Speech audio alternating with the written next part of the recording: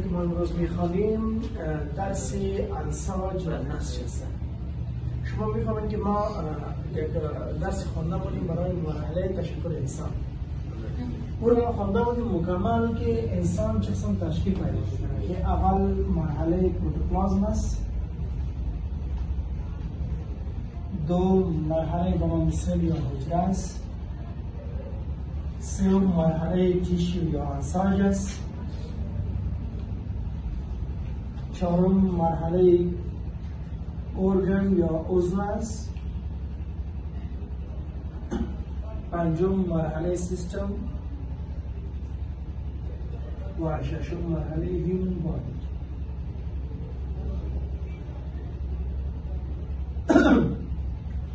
این چیزا رو مکمل ما یک درس مکمل جلو خواهیم. امروز ما این بحث میکنیم که تیشو یا انساج چیست. شما را میفهمید که حجره یک واحد ساختمانی و وظیفوی موجود زندگی را کم توضیح کردن می‌کنم. واحدش چی مانا، وظیفویش چی مانا و ساختمانیش چی مانا، موجود زندگی چی مانا.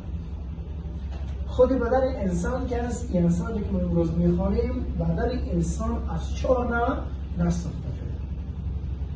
از این 4 نوع نسل نه زیاد است نه کم است. یعنی هر جایی که شما از موی شروع کنید، از سر پا، مغز، استخوان، پای، سر، دست، هر جایی که شما ببینید از این 4 نوع نسل زیاد است.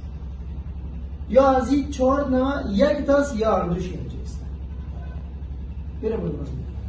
پس ما میگیم نسج یا انساج که است، تیشوز یا انساج. بدن انسان از 4 نوع نسج ساخته شده. اول به نام اپیتلیال تیشو یاد میشه.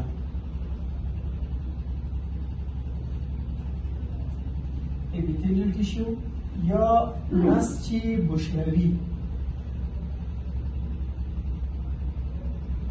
نسج بشروی. دوم نسج که است یا نسج دیویتر هم میگه برش. دوم نسج که است این به نام کانکتیو تیشو یاد میکنه.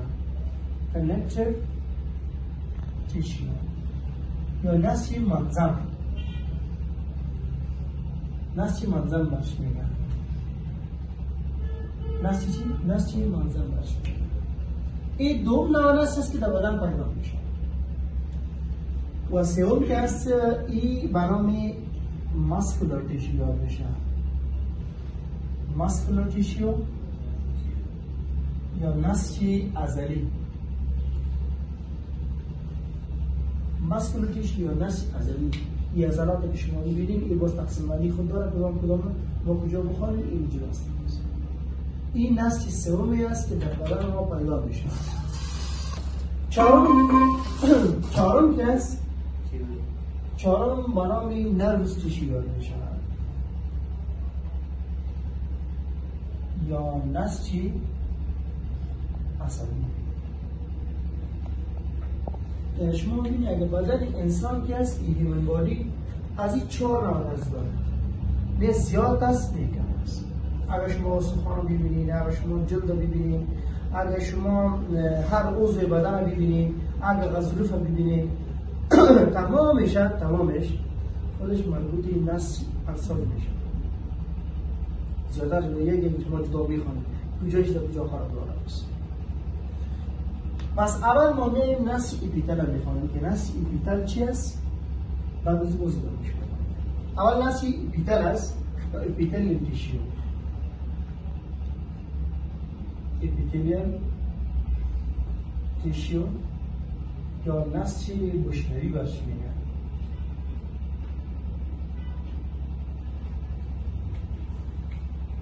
شما تعریف نسج خود بشناسید که مجموعه حجراتی که وظیفه مشخص انجام بده برای نسج میشه. صحیح؟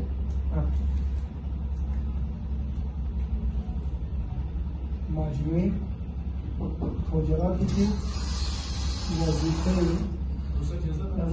مشخص انجام بده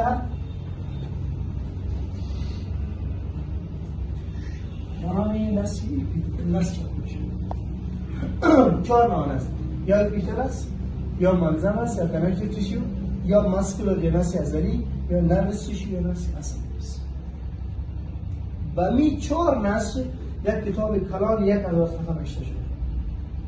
شما در این یک فصل که 12 الی 15 صفحه است میخوام 1000 صفحه رو ببینید فرق شد. فقط اینجا شما معرفی میشین به نسل. این نسل به خاطر چی استفاده میشه؟ در دیر پارش تاسو د معرفی شروع در این نسل سرور نسل زمون بدن جوړ شوی دی. په دې باندې یو کتاب لیکل شوی حتی 2000 صفحې کتاب هم لیکل دی. څه مسله وایي تاسو؟ دې معنا تاسو فقط معرفي کیږئ دا نفس معنا وایي. نسل بیدار دیگه درې خبرې زده. نسل بیدار ما سه میزنم. این سه اگر با شما یاد داشته باشین به این نسل بیدار باید تا همیشه میاد. گب اول تمام سطح خارجی جلد را پوشانیده است.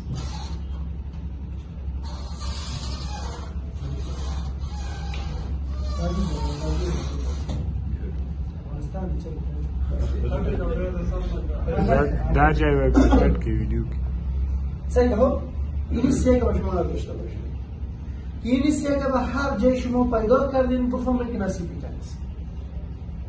جلد اول تمام سطح خارجی جلد را پوشانیده. جلد را بسته کردن بیرون طرف نطور بخلیده در نصیب بیتن یا کم برخی را بخلیده دلتا یا برخی را پنود اپیدرمیس یک ناحیه از برام اپیدرمیس است. ناحیه یا طرف بیرون طبقه اولی طبقه اول جلد از برام اپیدرمیس میشه. از طرف بیرون این را پوشانیده اینه میگه اپیدرمیس. یعنی یک تمام سطح خارجی جلد را پوشانیده. یک گپی در نصیب بیتر پیدا میشه. گپ دومش چی است؟ گپ دومش که است گپ دومش تمام اجواف داخلی بدن را پوشانیده است. تمام اجواف داخلی چی مانند؟ تمام عضوی که داخل جاف داشته باشه، خارجگاه داشته باشه، مثلا معده، مثلا روده، مثلا رگ، از طریق داخل که خارجگاه داشته باشه اونجا نسیب بیتر پیدا میشه. این دو با شما داشته باشه. مثلا دوستان ما میگه دوستان مردم بودی شما خوبتر میفهمید ها. این چی است؟ معده. وقتی که معده باشه اینجا حجراتش هست. از طرف بیرون این حجرات بیتر است. برای این حجرات بیتر باشه اینجا اصلاح ساحه خالی می باشه. پس هر جا هر عضوی که از طرف داخل خالیگاه داشته باشه چی معده باشه چی روده باشه چی رگ باشه طریق داخل خارجگاه داشته باشه اون یه نسی بیتر کنه. گپ سومش است یک ای دو و گپ سومش است گپ سومش هر جایی که خوده بود مجموعه حجرات بود و اونجا افرازات داشت اونجا نسی بیتر است. یعنی دو بگیم من تمام غدوات از نسی اپیتل ساخته شده است. پس این اگر اصلی رو شما پیدا کردید شما بفهمید که این نسی اپیتل است. اول تمام سطح خارجی بدن را پوشانیده که طبقه اولش به نام اپیدرمیس از جلد نامیده میشه. دو تمام اجواف داخلی بدن را پوشانیده چیزی که داخل جاف باشه خالیگاه داشته باشه اون نسل بیتر پیدا میشه. و سوم تمام غدوات از نسل بیتر ساخته شده. خدا یک قسمت سعی کنه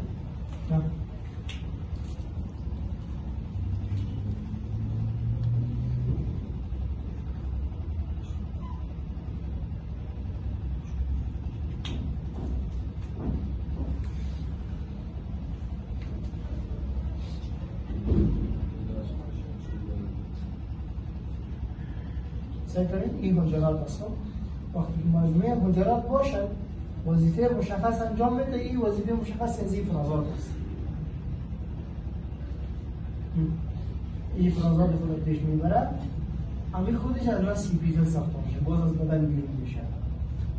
خودش چی میشه؟ از نسل بیتل ساخته میشه. اینی است بوده. بس اینی سه گپ شما در تعریف نسل بیتل باید داشته باشید.